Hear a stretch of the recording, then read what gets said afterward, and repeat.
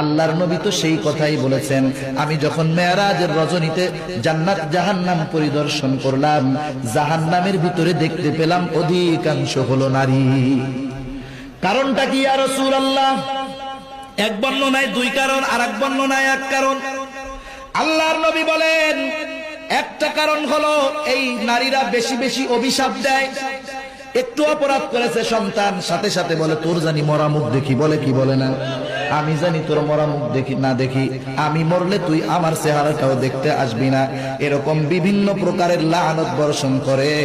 আর যেই হাদিসটা আল্লাহ রাব্বুল আলামিনের নবী একবার বলেছেন, এটাও হলো যা, ওই দুইবার যেটা বলেছেন এর একটা অংশ হলো তা, এই মহিলাগুলা স্বামীর বেশি বেশি নাশকরি করে। একটা স্বামী সারাটা জীবন সবকিছু করছে, একদিন অপারগতা বশত কিছু দিতে পারে নাই, বলে তোমার ঘরে সংসার করে আমার জীবনটাই মাটি হয়ে গেছে, বলে কি বলে না? এই কারণে জাহান্নামী। অথচ দেখুন আপনার স্বামী যে আছে, ও মা ও বোন, আপনার স্বামী এত ফেরাউনের চাইতে বেশি মনে হয় জালেম না, জুলুম করে নাই, যদি করে থাকে ভিন্ন কথা।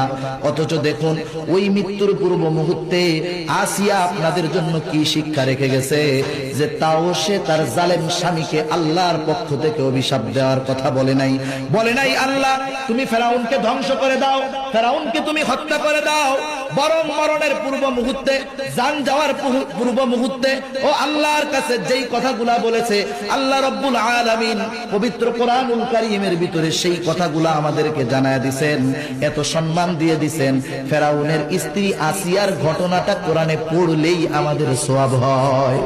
এই মহিলা তখন বলতেছে রব্বি বিনিলি ইনদাকা বাইতান ফিল জান্নাহ, ও আমার রব, আমার স্বামী জুলুম করে অসুবিধা নাই, আমি মরণের জন্য তৈয়ার, তবু আমি ঈমান ছাড়বো না। মরণের পূর্ব মুহূর্তে আল্লাহ আপনার কাছে আমার চাওয়া হলো আপনি আপনার নিকটে জান্নাতের ভিতরে আমার জন্য একটা ঘর বানায়া দেন।